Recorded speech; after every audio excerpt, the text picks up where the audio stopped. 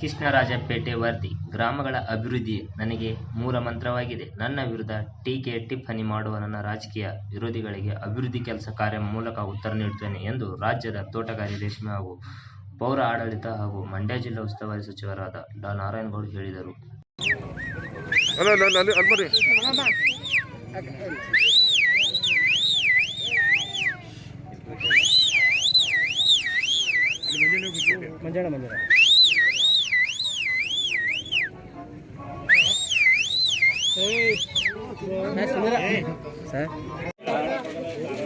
ಬನ್ನಿ